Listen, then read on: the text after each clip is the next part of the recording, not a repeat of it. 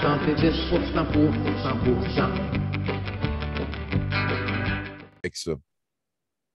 C'est incroyable. Bruno vient de nous trouver quelque chose de Rangan magiquement invulnérable avant générique.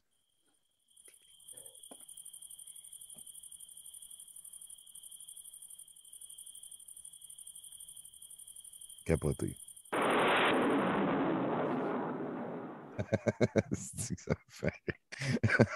Hey, merci beaucoup, Mathieu. Merci, Zod. Tout un plaisir de vous voir, messieurs. Mais Bruno, un habitué douteux la nuit ici, ben, comme Zod. Mais Bruno, là, toi cette semaine, tu as fait tes recherches, tu as trouvé. Je tiens, Tommy, de sources sûres, dans le sens que c'est sûr que cette source-là m'a dit ça.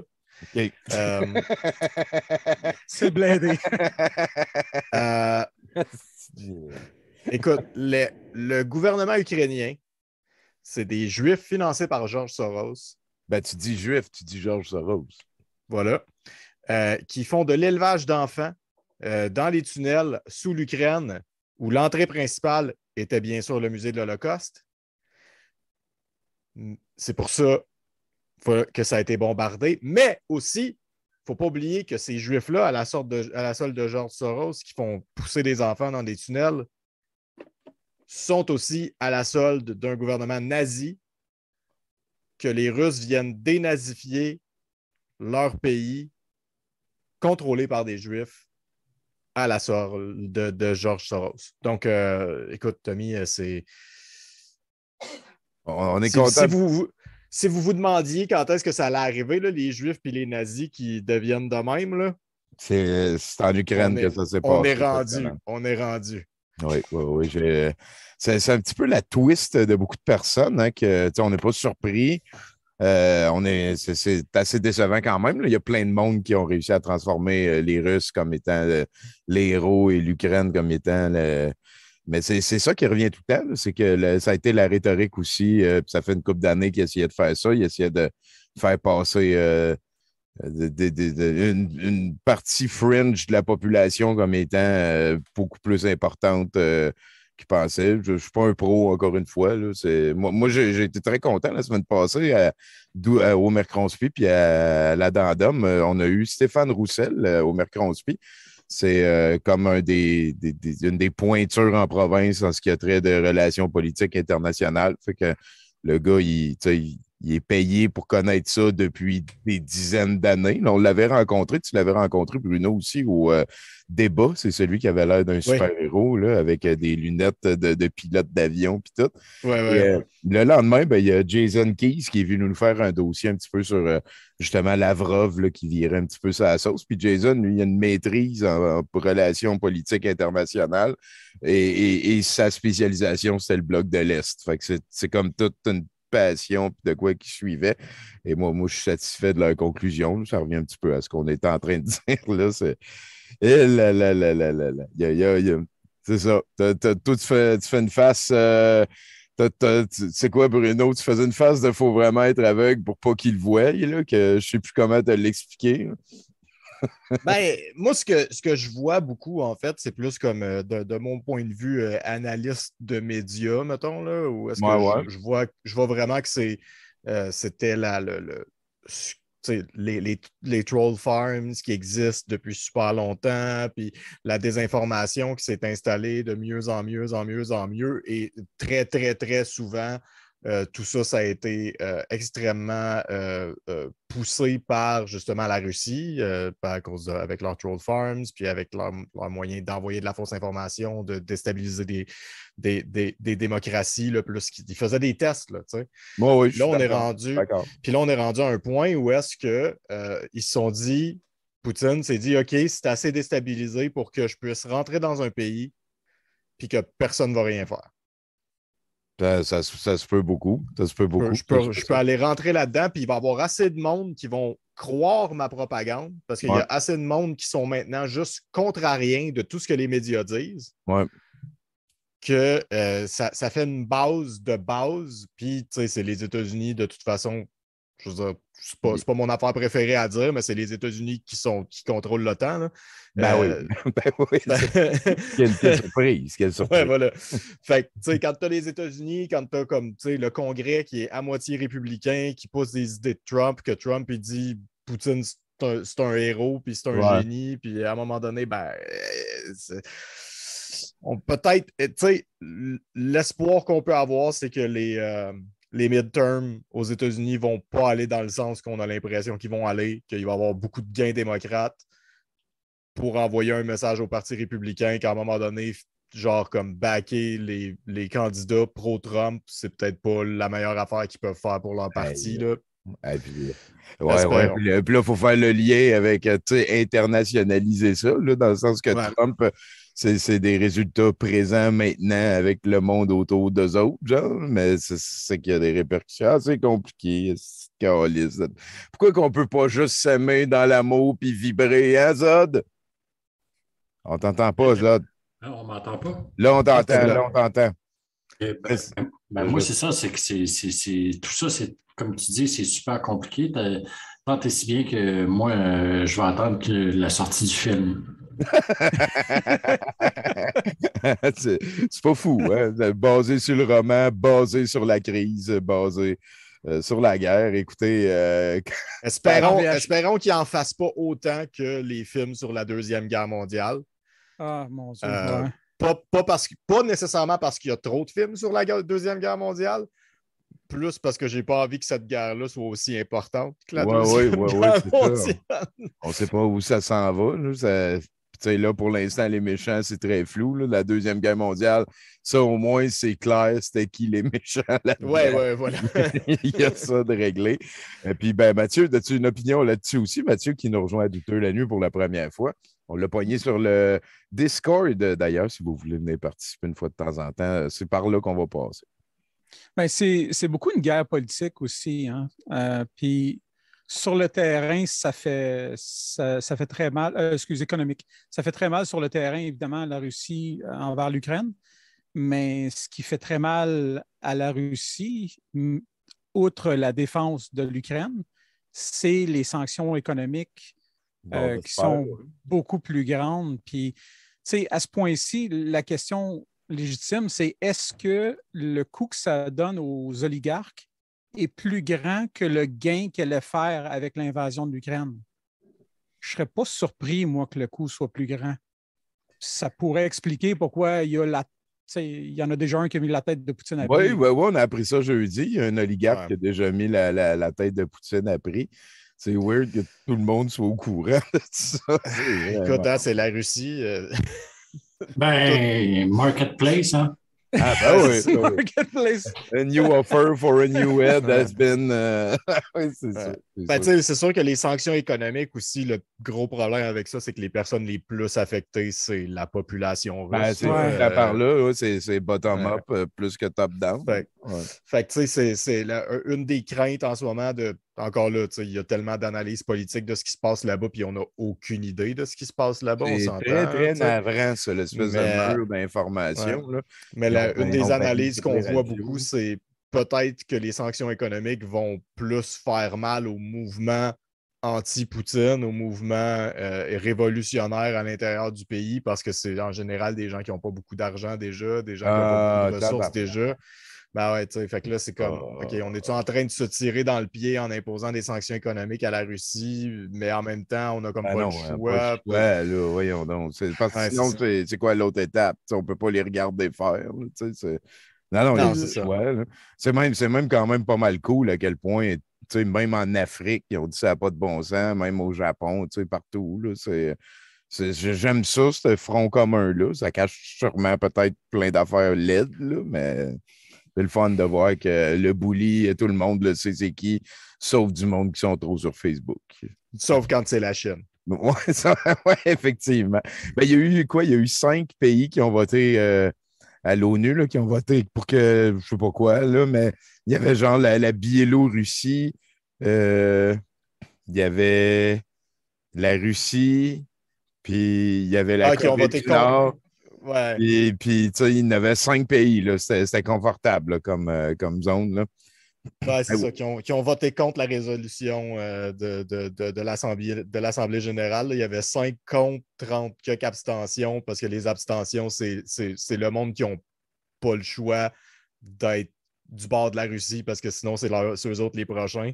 Ouais. Puis... À être intégré dans les vibrations d'amour. On est rejoint Ouais, par Wonder Patate. Salut, man. Content que tu sois passé nous voir. Donc, ben voilà, messieurs, je vais passer à l'écran ici. Il y en a 2 qui sont nouveaux. Vous allez voir comment on fonctionne. On m'a envoyé ce lien-là tantôt ici. C'est quoi? Ben ça, c'est pour Solidarita. Ah, C'est, bon, on va se le garder pour tantôt. ouais, c'est une nouvelle sur les serres de Virginie. Ah là là là là. C'est l'affaire de là. On reverra, on y reviendra. Excuse-moi, j'aurais dû me mettre un petit peu plus loin. On a notre pas trop. solidarité. Moi, je vais vous mettre ça dans les liens. Hein. C'est un petit peu ça. On commence à explorer des liens, puis vous pourrez, vous, chez vous, les continuer.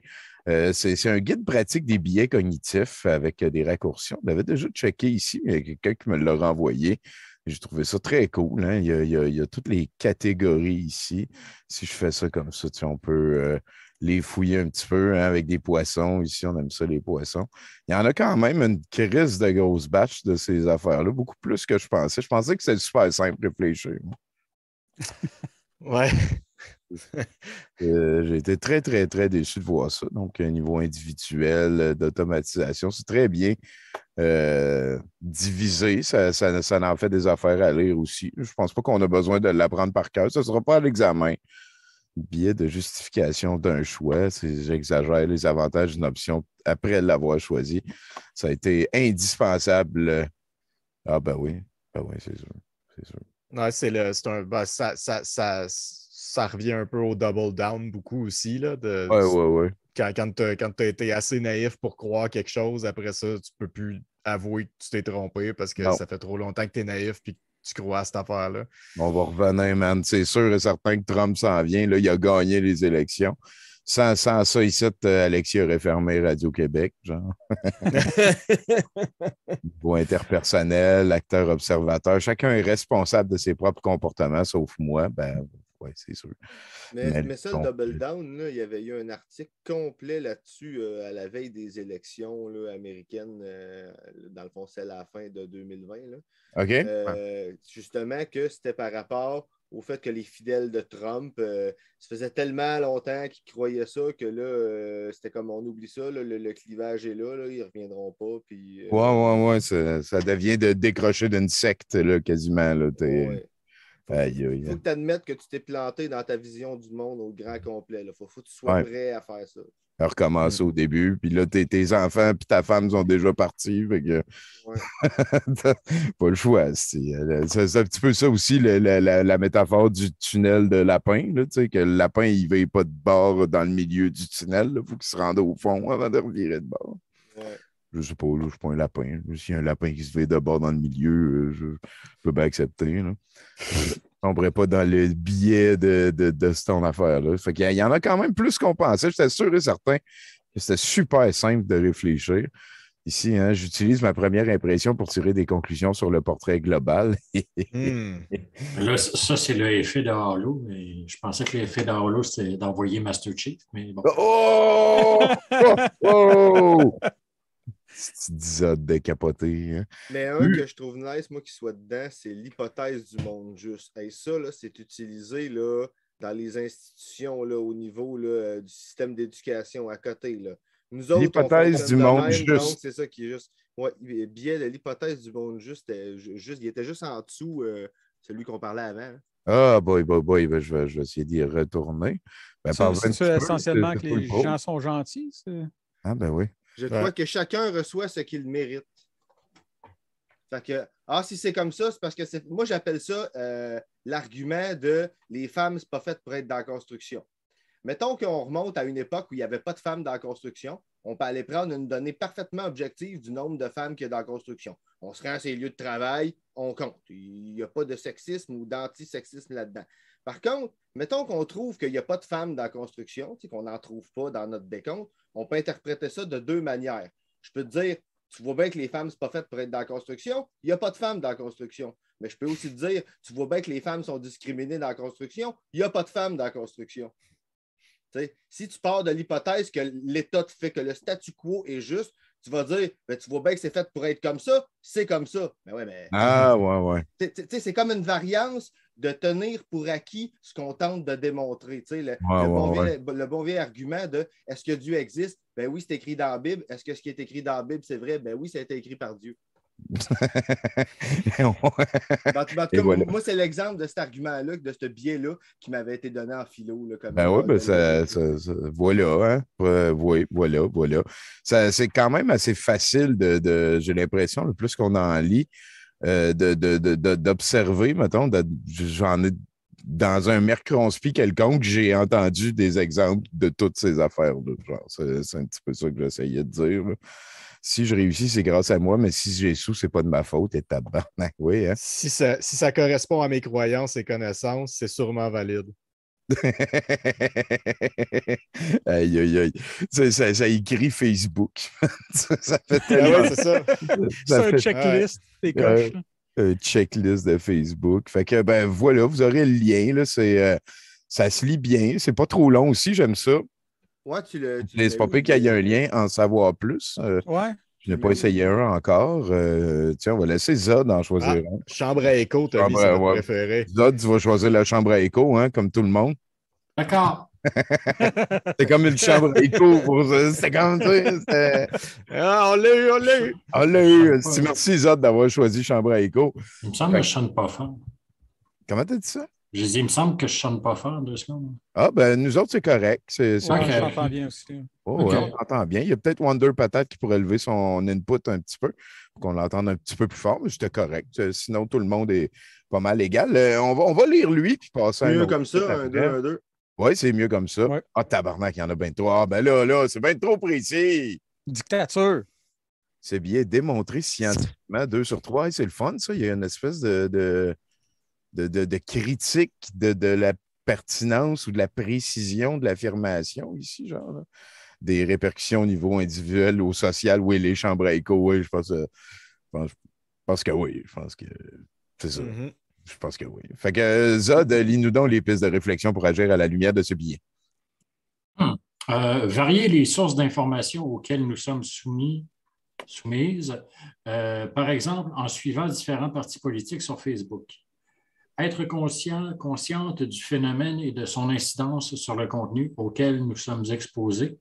Développer son sens critique face aux informations qui circulent sur ces médias sociaux. C'est quand même assez. C'est des bons conseils. Oui, effectivement. Ça s'applique à beaucoup de billets. Ouais, c'est ça. J'ai l'impression que ça peut être des solutions à ça, mais j'aime celui-là ici qui te donne un exemple pour être proactif. Là, c'est vrai que c'est une bonne affaire, ça, de pas.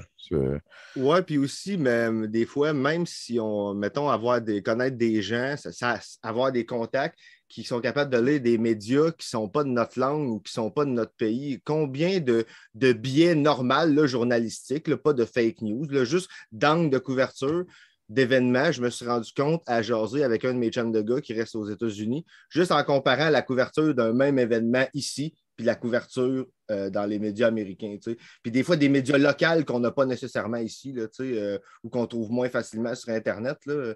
Juste ça. Là, Ouais. 70% pour 100%.